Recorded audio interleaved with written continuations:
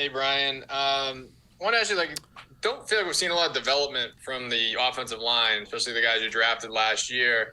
On the outside, that obviously makes people question the coaching. And what do you say to that? Why have those players not developed? Yeah, I'd say that there's some things that we've improved on, and obviously some things that we need to work on.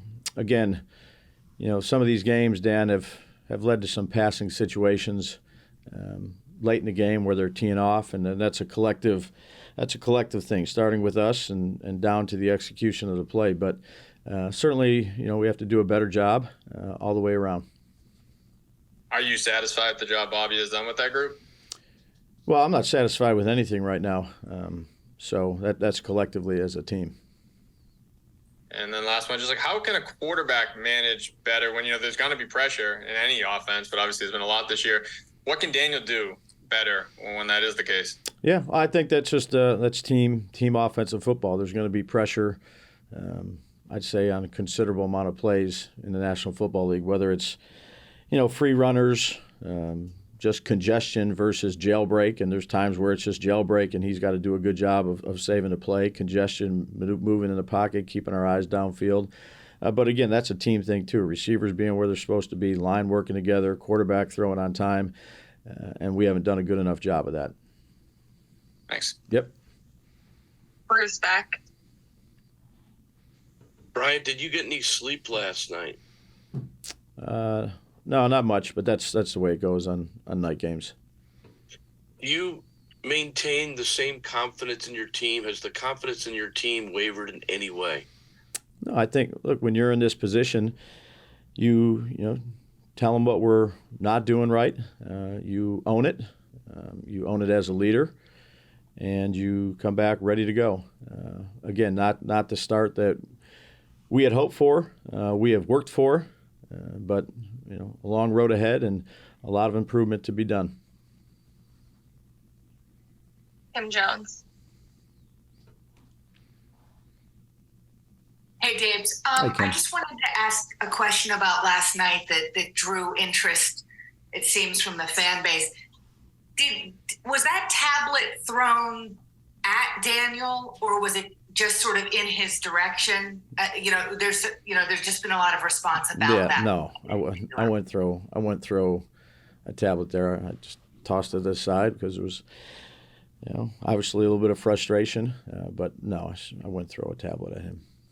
Speaking of frustration, Waller was not happy after the game. I think he had one target in the first half. How do you get your key playmakers involved, even in a game that, might be going south, but I would think you still want Waller to be part of whatever this is? Yeah, I'd say that there was play calls for Darren, but certainly he can do a better job of that. I'd say there was a number of them that we just, couldn't get to, whether it was the progression, whether it was the pressure, whether it was the read. But, we have to do a better job of that as a coaching staff. Thank you. Yep. Paul Schwartz. Hey, Brian, I got a couple.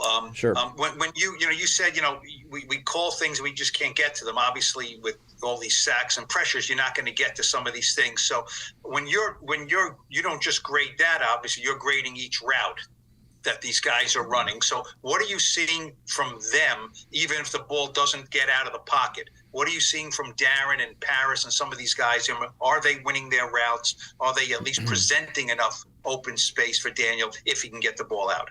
Yeah, I'd say they're doing a good job of, being where they're supposed to be, when they're supposed to be there. Is it perfect? No, there's certainly things we can work on there as well. But, there's not a lot of mental errors or things like that, Paul, in terms of where they're supposed to be or when they're supposed to be there. But, again, the passing game, as you know, is a collection of everybody doing their job, and that's what we need to do better. And one thing after the game, some of the guys were mentioning it. Xavier McKinney said something about, we definitely can go sideways. You know what I mean? And I know in this league, if you don't correct things quickly, they can go south. Is that something you don't want thinking, or is that just reality? Yeah, I mean, my thinking is come back ready to work tomorrow and, talk about the things we need to improve and go out there and improve and ultimately play better on Sunday. Thank you. Mm-hmm. Brian Dunleavy. Hey, Daves. Hey, Ryan. I think the big picture question on all the fans' mind is, how does a team that looked so impressive last year get off to this kind of start when you guys upgraded the talent? It's the second season in the same offensive schemes. You kept the coordinators. Are you guys, is it like a chemistry thing? How is it better? Is it the opposition has been so good? How do you explain this seemingly step back from last year when the core is the same and the coaches are the same? Yeah, I would say, Ryan, every year is a new year. I've said that since the start of OTAs, and it is. There's a lot of things that have to go right each game to be successful, and right now we're not there yet. We're certainly working to be there, but we're not there yet, and that's what we'll try to do this week. Is there any credence to the idea that maybe you guys are a victim of last year's success? Like, were you guys ahead of schedule last year? Yeah, I don't go back in terms of that, Ryan. I just try to focus on the here and now, which is, we got a lot of improving to do, and that's what we're going to try to do. Thanks. You got it. Jordan Renan. Hey, Brian, what's going on? Hey, Jordan. I'm curious. Darren Waller mentioned something about he had to chip a lot and stay in, and that kind of limited his opportunities. I wanted to know what you thought of that, and if you kind of agreed with that. Well, yeah, certainly we used some of that where we had to, keep tight ends and backs in to try to help out protection at times. The longer developing plays, you need a little bit more time. So there's certainly some protection things that you have to try to do to try to push the ball down the field. And then you have to take your calculated chances of when you want to do that and how you want to do that when you don't. And also, obviously, the interactions with Daniel are something that, everybody breaks down and tries to infer, like, what happened and what's going on.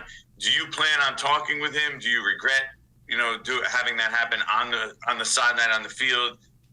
Also, not just, you going to him on the sideline, but also him kind of walking past you? Regret what? What instance are you talking about? Just, getting animated in saying that stuff to Daniel and sort of tossing the tablet. Yeah, no, I'm just coaching. So I'm coaching, Daniel when he comes off the field. Again, the tablet thing, I'd have to go back and see it. But again, I remember exactly what it is. And we were talking about a particular play, and I just tossed it off to the side. The flip side is people could be saying you're kind of showing up your player by doing that so animatedly on the sideline. Yeah, I'm not doing that. We'll take 4 more. Pat Leonard. Hey, Brian, along those same lines, is it a concern to you that when Daniel comes off the field and you start saying something to him about the play that he, at least what cameras showed, was that he walked right by you? Like, does that reflect a disconnect in your opinion? No, I don't think Daniel's a coachable person. Again, when things aren't going great, again, I'm not exactly sure what the cameras did or did not show, but Daniel's a coachable guy. I like working with Daniel, and we got some things we got to do better. Do you think are you and Daniel on the same page, like both ways? Like, does he understand fully what you expect of him? And do you need to either alter or reevaluate your approach in how you either handle him in those moments or what you're asking him to do? Yeah, I'd say Daniel and I are in constant communication. So I think we have a good understanding of one another.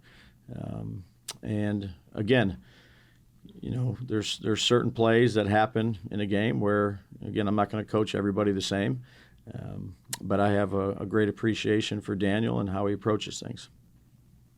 Thanks. Yep. Ed Valentine.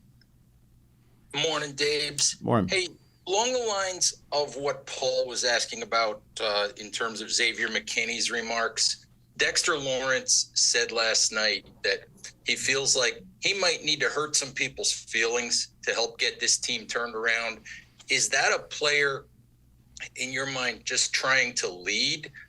or when you hear stuff like that, do you begin to worry about players starting to turn on each other when you're playing this way?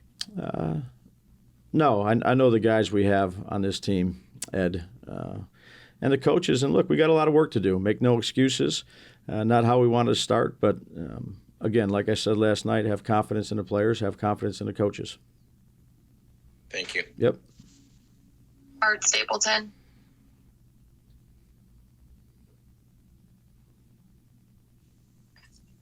Hey, Daves. Hey, Art.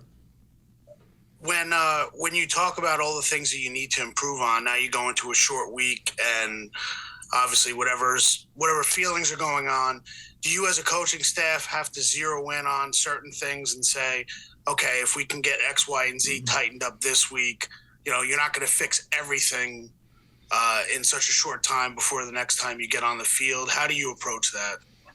Yeah, each week you have keys of the teams you're playing and certain things that you need to improve on from the week before, and you try to work on those during the week. You try to hit your keys for the game, and that's pretty much consistent each week and how we approach it. Do you have priorities off of last night that you look at and you say, okay, we need to fix this tomorrow. This cannot continue.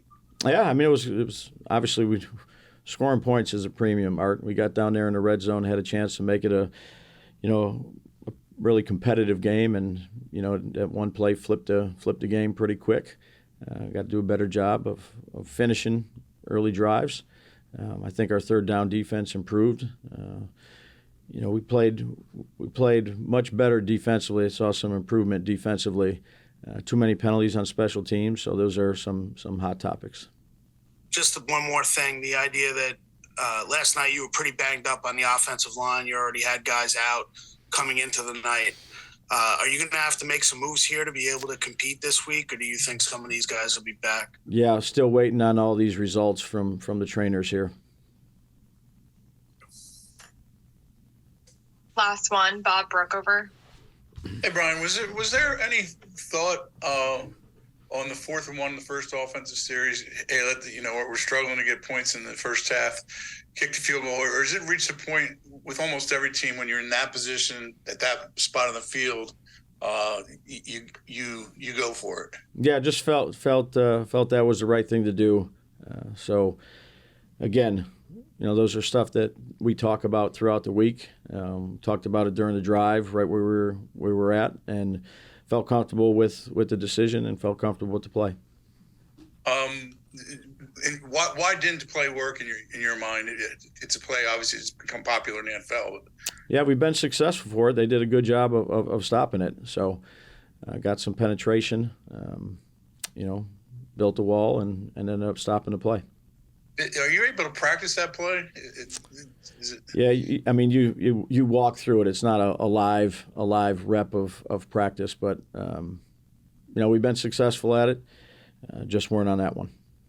And we're both injuries to Daniel and John Mike both on that play. Yeah, it was. Is it hard? It's hard to believe that. I mean, it's kind of a flashback to the Dallas game where you get two guys hurt on a play that's. Yeah. It just doesn't work. Yeah, both guys got hurt on that play.